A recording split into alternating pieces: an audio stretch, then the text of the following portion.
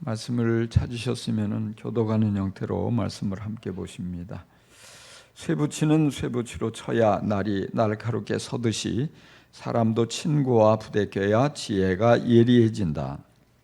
무화과 나무를 가꾸는 사람이 그 열매를 먹듯이 윗사람의 시중을 드는 사람이 그 영화를 얻는다.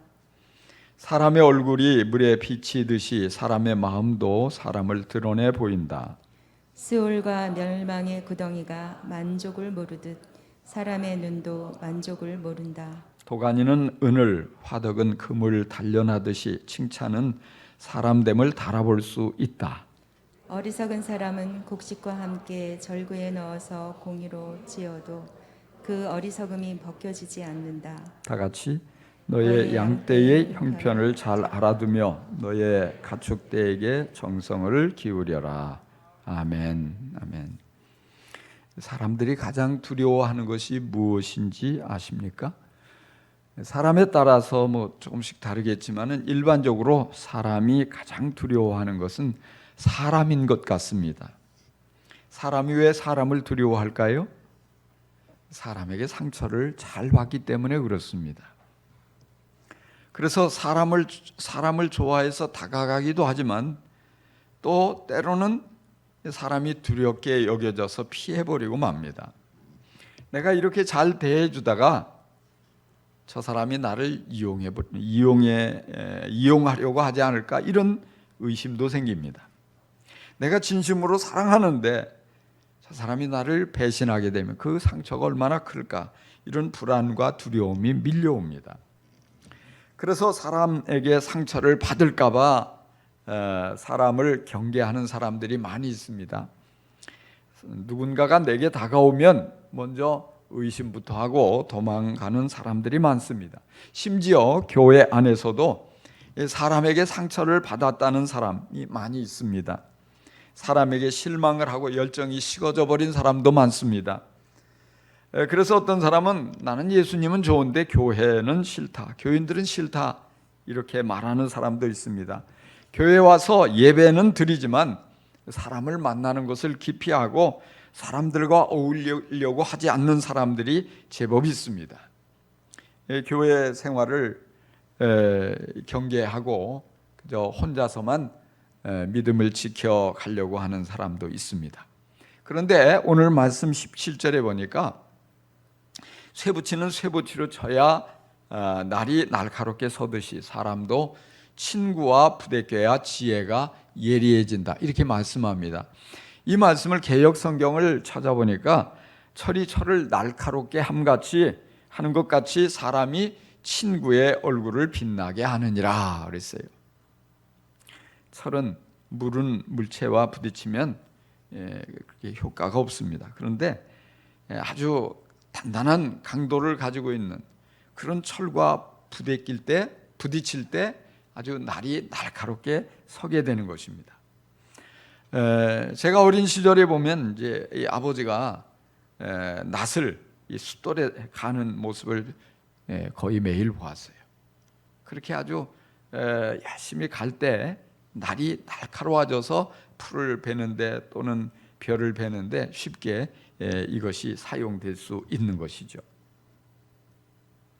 그런 것과 같이 사람은 사람과 부대끼며 살 때 지혜도 예리해지고 그리고 성격도 다듬어지고 그리고 무엇보다도 아주 얼굴이 빛나게 되는 그런 축복을 누린다는 것입니다. 사람을 간혹 잘못 만나서 사람에게 큰 상처를 입게 되고 사람과 갈등을 겪게 되는 경험들이 있을 것입니다. 그렇다고 그것이 두려워서 사람을 피해버리면, 사람을 가리게 되면, 사람을 멀리하게 되면 우리는 성숙의 기회를 잃어버립니다. 사람들과 부대끼며 살다가 때로는 상처를 받을 때도 있습니다. 상처를 받으면 아픕니다. 그리고 사람과 갈등을 겪게 되면 참 힘듭니다. 오해를 받고 오해를 사고 슬프고 정말 속상합니다. 때로는 사람으로 인해서 큰 손해를 입기도 합니다. 그렇지만 우리는 사람과 이런 만남을 통해서, 사람과의 관계를 통해서 지혜도 얻게 되고 또 나의 모난 부분도 다듬어지게 되고 더 성숙한 인격으로 성장하게 되고, 무엇보다도 이 과정을 통해서 우리의 믿음이 성장해집니다. 그래서 하나님 앞에 쓰임받을 수 있는 것입니다. 그래서 성경은 사람이 사람과 부대끼며 살아야 얼굴에 빛이 난다 말씀이에요. 하나님의 방법은 사람과 사람이 부대끼는 것입니다. 사람과 사람이 어우러지는 것입니다.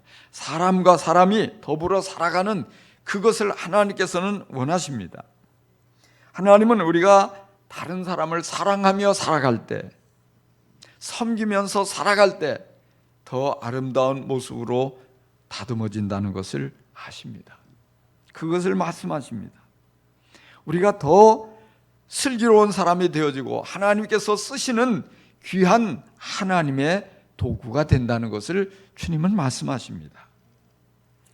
여러분, 얼굴이 빛나는 게 무엇일까요? 사람이 언제 얼굴이 빛납니까? 행복할 때 빛이 납니다. 행복하면 빛이 나요. 불행하면 있던 빛도 사라져 버립니다. 칙칙하게 되고요. 아주 이 화장을 해도 먹지도 않고요. 어두운 그림자가 덮여버리는 것이에요. 한번 여러분 주위에 있는 사람을 한번 쓱 돌아보세요. 빛이 나는 사람이 있습니까? 얼굴이 밝게 빛나는 사람. 만약에 여러분의 옆에 있는 사람이 얼굴이 어두우면요, 내가 이 사람을 불행하게 만들어서 이렇게 된 거 아닐까, 이 생각을 빨리 하셔야 돼요. 내가 무슨 말을 잘못한 건 아닌지, 내가 괜히 속삭이고 있는 건 아닌지 빨리 점검하고 빨리 바로잡아야 돼요. 반대로 내 옆에 있는 사람이 얼굴에서 환하게 빛이 나고 있고, 그러면 이 사람이 지금 행복하구나. 뭐 때문에 행복할까? 이것을 또 잘 살펴보는 것이 필요합니다. 자, 그런데 내가 다른 사람으로 인해서 행복해서 얼굴이 빛이 날 수 있지만은, 나로 인해서 친구의 얼굴이 빛이 나고 그의 마음이 행복해질 수 있다는 사실을 여러분 기억하시기 바랍니다. 그리고 여러분들은 바로 가족과 친구, 그리고 교회 안에 있는 식구들의 얼굴을 아주 밝게 빛나게 만드는 그런 사람들이 다 될 수 있기를 간절히 축원합니다. 나 때문에 얼굴이 빛이 났다, 이런 얘기를 여러분 주위의 사람들로부터 많이 들을 수 있기를 간절히 축복합니다. 자, 어떻게 빛이 나요? 행복하게 만들어줄 때 빛이 난다. 감동을 받게 해줄 때 빛이 난다. 여러분, 이것을 기억할 수 있기를 바랍니다. 제가 오늘 이렇게 일부 예배 때 두 분이 나와서 간증을 했어요. 근데 그런 거 얘기를 하더라고요. 그 내용에 보니까 자녀가 엄마를 향해서, 엄마 요즘 얼굴이 굉장히 밝아졌어. 요즘 엄마가 아빠한테 하는 말이 달라졌어. 나한테 하는 말도 달라졌어. 엄마가 많이 변했어. 아름답게 변했어. 할렐루야. 빛이 나고 있다는 얘기를 들었다는 거예요. 얼마나 놀라운 일이에요. 제가 그랬어요. 이제 우리 교회 안에서 새로운 삶이 제대로 정착해 가고 있나 보다. 여러분 앞으로 새로운 삶을 공부하고 새로운 삶에 들어가서 우리 김영우 목사님한테 인도를 받아서 여러분의 얼굴이 환하게 빛날 수 있기를 간절히 축원합니다. 그리고요, 우리 경건의 삶, 제가 인도했습니다. 경건의 삶을 코로나 때문에 오랫동안 못하다가 망설이다가 결단하고, 그래도 이러다가 안 되겠다, 이러다가 다 죽겠다, 영이 살아야지 이 육체가 살자고, 이거 너무 영적으로 물러서 가지고 안 되겠다 해서 용기를 내 가지고 시작을 했어요. 그랬더니 이렇게 고맙게도 우리 박수경 집사님이 지도력의 은사가 있는 것 같아요. 사람들을 막 이렇게 하자 끌어가지고 이렇게 네 분이 같이 공부를 하게 됐어요. 근데 이번에 공부는요, 물론 지금까지 다 잘했어요. 잘했는데 특별했어요. 뭐가 특별했냐? 지금까지 수없이 많은 반을 인도했지만 그 중에 보면 열심히 있는 분도 있고 마지못해 하는 분도 있고 하다가 낙오 하는 분도 있고, 그런데 이번에는 낙오자가 한 사람도 없었고요. 그리고 한 사람도 결석자가 없었어요. 지각한 사람도 없고. 그리고 과제를 하다 보면 힘들잖아요. 그러니까 슬그머니 넘어가기도 하고 뭐 대충 하기도 하는데 그런 사람이 하나도 없었어요. 그래가지고 이 서로가 말이죠. 이렇게 모두가 서로가 열심히 하니까 이게 시너지 효과가 대단한 거예요. 서로에게 도전이 되고. 그래서 제가 아주 은혜를 제가 많이 받았어요. 아까 간증에서도 그러잖아요. 몸이 아파가지고 갑자기 막 뭡니까? 이 돌이 생겨가지고 그 무지하게 아프거든요. 응급실에 실려가면서도 아픈 몸을 걱정하는 게 아니고 우리 경건의상 공부반에 이거 어떻게 되나 말이야. 이거 잘 끝까지 빠지지 않고 가야 되는데 또 뭐 이거 내가 과제를 해야 되는데 이걸 놓고 기도했대잖아요. 이 세상에 이럴 정도로 정말 열심히 했으니 여러분 말해 무엇합니까? 또 어떤 분은요, 뭐 갑자기 뭐 시집에서 오라고 하고 뭐 바쁘다고 하고 저 무슨 연락이 오고 그래 시간이 없어서 이제 내일 공부하러 가야 되는데 밤 새워가지고 새벽 4시 반까지 과제를 마쳤다는 거예요. 제가 그 얘기를 들을 때 얼마나 감동이 되는지요. 그러니 주님께서 은혜를 쏟아 부어주시는 거예요. 쏟아 부어주셔. 막 보면은 간증하면서도 울컥했지만요, 이건 아무것도 아니에요. 막 우느라고 말을 못해 나눔을 하다 보면은 또 울다가 또 웃다가 또 그러다가 보면 시간이 금방 지나가 아쉬워가지고 막 헤어지는 게 아쉬워서 목사님 이거 끝났는데 우리 어떻게 또 해야 되는데 또 하자 그랬어요. 9월 달에 조금 방학 기다렸다가 또 다음 은혜롭게 계속. 자, 여러분 이 경건의 삶 들어오면 이렇게 놀라운 일이 일어납니다. 간증이 넘치고요. 무엇보다도 뭐냐면 얼굴이 빛이 나는 거예요. 얼굴이 밝아지는 거예요. 그걸 누가 합니까? 곁에 사는 남편이 제일 먼저 알아요. 자녀들이 아는 거예요. 달라졌다고. 뭐 때문이냐고. 그러니까 이렇게 초대해도 사실 이 초대한다고 오겠어요? 안 믿는 남편들이 말이죠. 그 불편할 것 같은데. 그래서 어제 모였는데 그래도 제가 그랬어요. 그렇게 대답은 했지만 다 갈까? 또 한 사람 정도 빠지지 않을까? 이렇게 생각이 들었는데 다 왔다는 거예요. 할렐루야. 와서 밥만 먹고 바로 간 게 아니고 12시까지 6시간 6시에 와서 시간 전에 와가지고 6시간을 남자들이 뭘 했을까 거기서 궁금하잖아요. 하나님께서 역사하신 줄 믿습니다. 근데 바로 아내들이 얼굴에 빛이 나니까 얼마나 이쁘겠어요. 얼마나 놀랍겠어요. 그러니까 이게 뭐가 있나 하고 가는 거예요. 더 나아가서 이제 너무 좋으니까 또 우리 집에도 오라고 초대를 받았다고 제가 문자를 받았어요. 그러다 보면 교회까지도 초대받아 나오게 될 날이 아주 가까이 온 줄 믿습니다. 구원이 가까웠습니다. 할렐루야. 이렇게 놀라운 일이 일어나는 거예요. 은혜를 받으니까 얼굴이 밝아져요.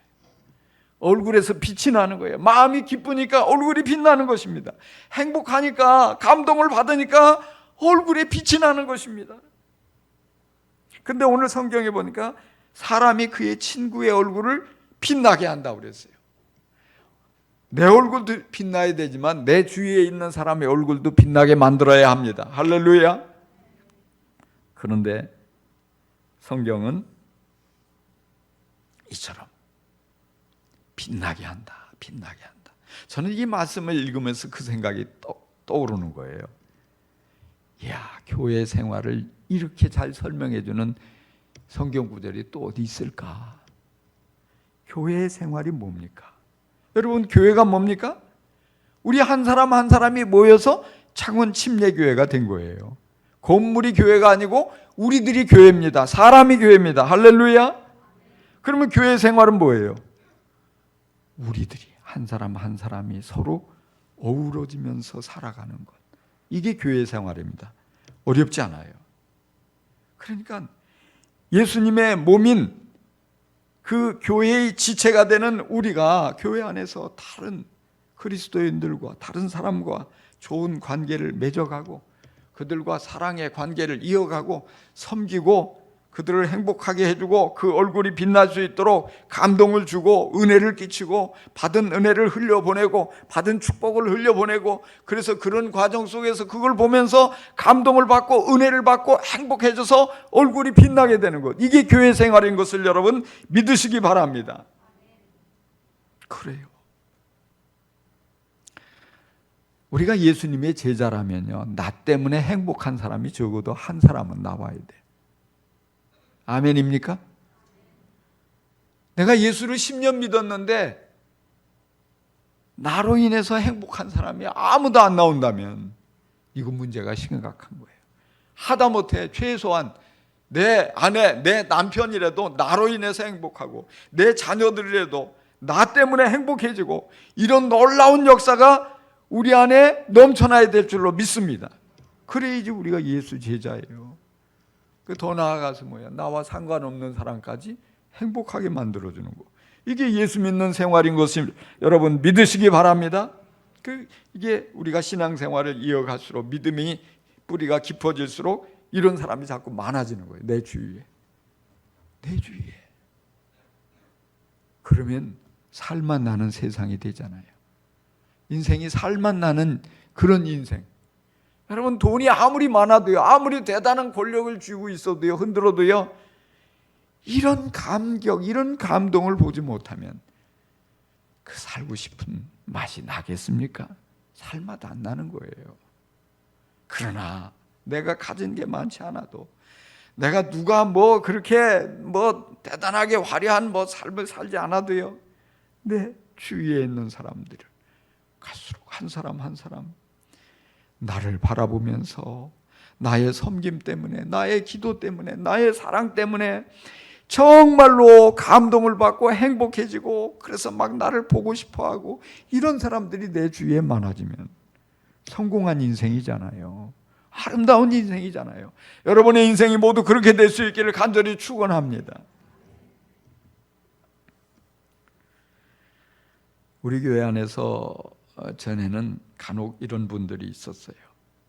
목자, 목녀에게 마치 당신이 목자니까 목녀니까 어디 한번 나를 섬겨봐, 이런 마음을 가지고, 그리고 아니 왜 목자가 목녀가 세신자한테만 관심을 갖고 세신자한테는 잘 섬겨주면서 왜 나한테는 똑같이 섬겨주지 않느냐고, 나한테는 관심이 없느냐고 이 불만을 품고 힘들게 하는 이들이 더러 있었던 것 같아요.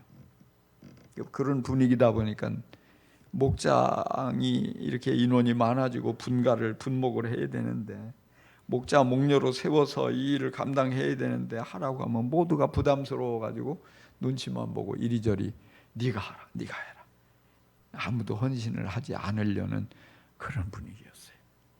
그런데 최근에 우리 교회 분위기가 확 바뀌었습니다. 할렐루야. 제가 계속 욕을 내는 목자들, 목녀들을 통해서 그런 얘기를 많이 들어요. 목사님, 우리 교회 안에요, 아무개가 이번에 목자로 헌신하기로 결심했어요. 아무개가 목녀로 헌신하기로 결심했습니다. 할렐루야. 근데 이런 얘기를 한두 사람에게 듣는 게 아니고 수없이 많은 목장에서, 목자들을 통해서 그 얘기가 들려오고 있는 거예요. 그래서 이제 조금 있으면 우리 교회 목장이 굉장히 많아질 것 같아. 그래서 제가 기도해달라고 기도하지요. 얼마나 감사해요. 정말이에요. 정말 그렇게 결심했어요. 할렐루야. 사실 그렇죠. 아마 이 자리에 있는 분들 누가 해도 다 할 수 있어요. 아멘입니까? 누가 해도 다 하실 수 있는 분들이요. 왜? 그 정도 신앙생활 했으면 당연히 할 수 있죠. 그게 우리가 섬기려는 마음만 가지면, 우리가 이렇게 다른 사람의 얼굴을 빛나게 해주려는 마음만 가지면 누구도 할 수 있단 말이에요. 왜? 목자, 목녀는 성경 지식을 가르치는 사람이 아니거든요. 섬겨주는 사람이고, 보여주는 사람이고, 사랑을 보여주는 사람이고. 그래서 헌신한다는 거예요. 이 헌신을 결단한다는 건 그 믿음이 들어가고 있다는 증거예요. 아무리 성경을 많이 알아도 교회 생활을 오래 했어도 아는 게 많아도 헌신을 주저하면 그 믿음이 들어가지 않고 있는 거예요. 그러나 헌신하고 있다는 것, 믿음이 아름답게 자라가고 있는 거고 그 안에서 주님이 역사하고 있는 증거인 것을 믿습니다. 우리가 이게 물에 대한 관심이 많잖아요. 그래서 저 지리산 아주 골짜기의 바위 틈에 아주 땅속 깊은 곳에서 맑고 깨끗한 물이 흘러나온단 말이에요. 그런데 이 물이 흘러나오는데 이 물을 막아버려요. 더 이상 흐르지 않고 거기에 고여 있으면 그렇게 깨끗하고 좋은 물도 썩어버리는 거예요. 쓸모없는 물이 돼버리는 거예요. 근데요, 물하고 은혜는 똑같아요. 높은 데서 낮은 곳으로 흐르는 것처럼 믿음이 좋은 사람이 그보다 못한 이들에게 믿음이 연약한 이들을 섬기는 것, 그 섬긴다는 게 은혜를 흘려보내는 거예요. 축복을 흘려보내는 거예요. 사랑을 흘려보내는 것입니다. 할렐루야. 그런데 우리가 이렇게 흘려보내려고 하는 마음, 이게 헌신이거든요. 근데 아무리 축복을 많이 받아도, 은혜를 많이 받아도, 능력을 많이 가지고 있어도 흘려보내지 않고 내 안에만 가만히 가지고 있으면 이게 고여서 썩어버리고 말아요. 결국 다른 사람도 살리지 못하고 나도 죽는 거예요. 근데 자꾸 흘려보내잖아요. 계속해서 주님께서 내게 흘려보내주시는 줄 믿습니다. 계속 능력도 더해주시고 물질도 더해주시고 지혜도 더해주시고 축복도 더해주시고 주님의 사랑도 우리에게 계속해서 쏟아 부어주시는 거예요. 더 좋아지는 거예요. 더 행복해지는 거예요. 내 얼굴이 더 빛나게 되는 거예요. 왜? 주님께 이렇게 사랑을 받는데. 할렐루야. 여러분, 내가 받은 게 적으면 적은 만큼 흘려보내면 돼요. 없는 걸 뭐 많이 만들어서 어떻게 흘려보내요? 내가 받은 만큼만 흘려보내면 되는 거예요. 주님께서 나를 사랑하신 만큼, 주님께서 나에게 목자를 통해서 만나게 해주셔서 사랑을 받게 해준 만큼 나도 또 흘려보내고, 그러나면 또 어느 사이 고여 있어요. 왜? 주님께서 흘려보내 주셨거든요. 그러니까 이게 신앙생활이요. 이걸 경험해야지 확신이 생기는 거야. 아, 하나님 살아계시는구나. 하나님께서 정말 나의 헌신을 받으시는구나. 하나님께서 내게 주신 감동에 내가 순종했더니 하나님께서 가만히 계시지 않고 이렇게 놀라운 역사를 행하시는구나. 이런 걸 체험할 때 뭐냐? 기쁨이 넘치는 거예요. 확신이 넘치는 거예요. 살아 움직이게 되는 거예요. 이게 멎어버리면요, 그냥 신앙이 정체돼 버리는 거예요. 마지못해서 눈치 보면서 내가 어떻게 하기는 싫고 하기는 해야 되겠고, 이게 뭡니까? 이건 아니거든요. 그러니까 우리가 신앙생활을 제대로 하는 건 다른 사람의 친구의 얼굴을 빛나게 해주는 거예요. 그것을 목표로 삼고 살아가는 거예요. 그것을 어떻게 합니까? 내가 사랑하면 돼요. 내가 사랑하는 마음으로 그를 위해서 기도해주고, 내가 사랑하는 마음으로 내게 있는 것을 가지고 섬겨주고, 내가 그를 위해서 정말 사랑으로 관심을 가지고 칭찬해주고. 오늘 23절이요, 그런 걸 도전해야 돼요. 너의 양떼의 형편을 잘 알아두며 너의 가축대에게 정성을 기울여라. 양떼가 뭐예요? 이게 사람입니다. 사람이에요. 사람. 여러분에게 사랑으로 보살피는 양떼가 있습니까? 여러분의 관심이 늘 가 있는 소떼가 있습니까? 다윗은요, 들판에서 양 몇 마리를 돌보는 목동이었어요. 근데 실제 양을 돌보는 목동이었는데 아버지가 맡겨준 그 양떼와 늘 지내면서 내게 있는 이 양떼를 진심으로 사랑했거든요. 그래서 맹수가 와서 잡아먹으려고 하면 자기 목숨을 걸고 싸웠어요. 물맷돌을 던져서 쫓아내고, 그냥 이 어린 양을 물고 가면 쫓아가서 그 입을 찢고 그 안에 있는 양을 건져내고. 근데 그걸 누가 보셨냐면 하나님이 눈여겨보신 거예요. 야, 저 다윗에게 내 백성을 맡겨도 되겠구나. 이스라엘 나라를 맡겨주시잖아요. 왕이 되는 거예요, 어린 목동이. 예? 자, 이걸 보면서요, 하나님께서 우리에게 맡겨주신 양떼가 있거든요. 저도요, 제가 구원받고 은혜 받고 제일 먼저 한 게 뭐냐면 주일학교 교사를 했어요. 어린이들, 아이들 앞에서 동화도 들려주고 성경도 가르쳐주고 막 열심히 교회 안 오면 신방도 하고. 그런데 처음에는 얼굴이 빨개져가지고 참 아주 힘들게 그렇게 했는데 하나님께서 그걸 보시고 저를 이렇게 목사로 세우셔서 많은 영혼들에게 복음을 전하게 하시잖아요. 그러니까요, 우리가 맡겨준 영혼 한두 명이라도 괜찮아요. 사랑으로 보살필 때 하나님이 보신단 말이에요.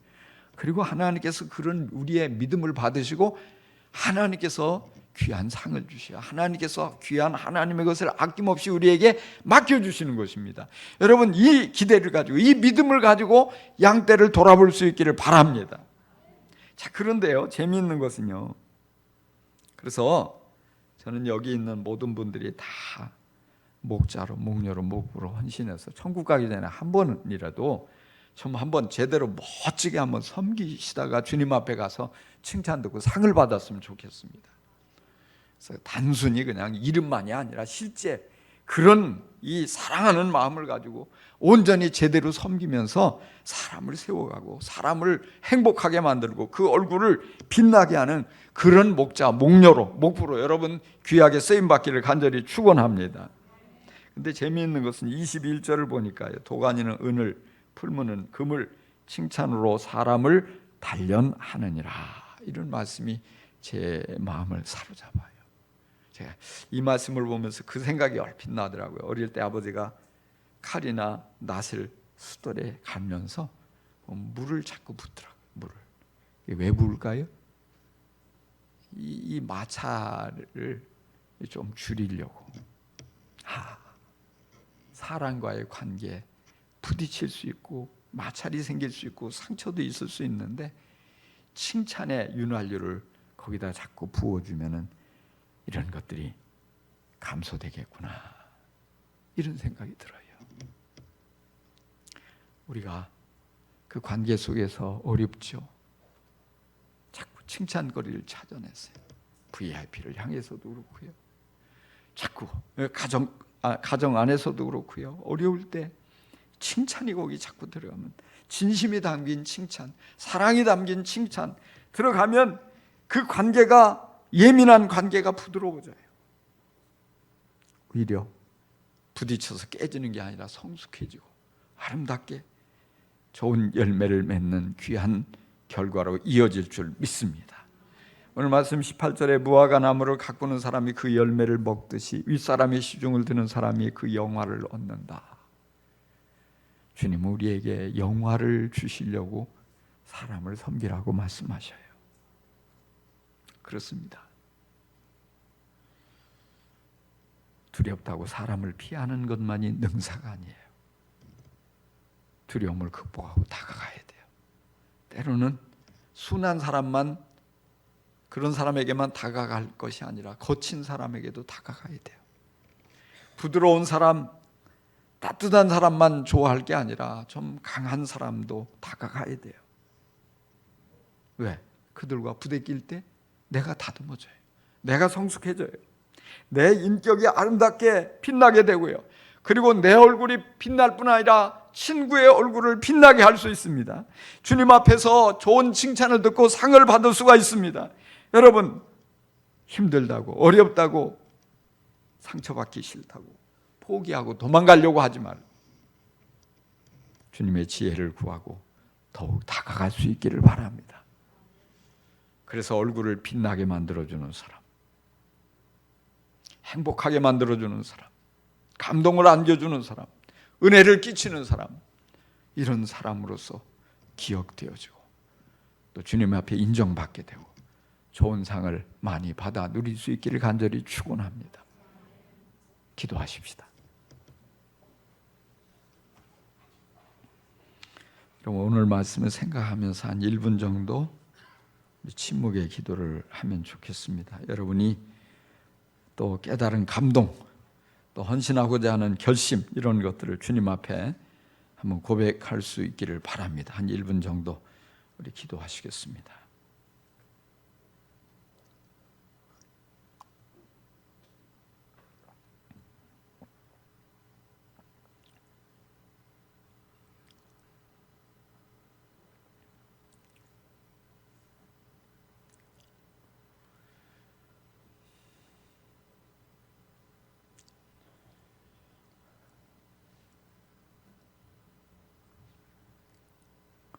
주님, 저희들이 부족해서 어리석어서 친구의 얼굴을 어둡게 하고 빛이 사라지게 만든 것들은 없는가요? 우리들의 이런 모든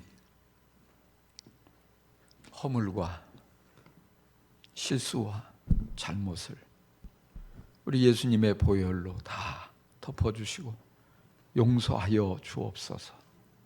주님, 철이 철을 날카롭게 함같이 사람이 친구의 얼굴을 빛나게 한다고 하셨는데 저희들도 친구의 얼굴을 밝게 빛나는 행복 메이커가 되고 싶습니다. 주님의 사랑을 부어 주옵소서. 주님의 은혜를 더하여 주옵소서.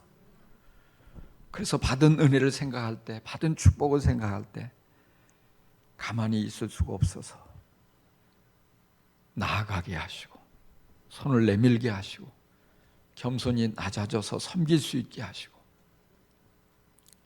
말 한마디 하나하나를 사랑을 담아서 칭찬하는 말, 섬기는 그런 태도들이 우리 안에 넘쳐나게 하여 주옵소서. 감사합니다. 주님께서 우리를 귀하게 아름답게 사용해 주실 줄 믿습니다. 예수님 이름으로 기도합니다. 아멘.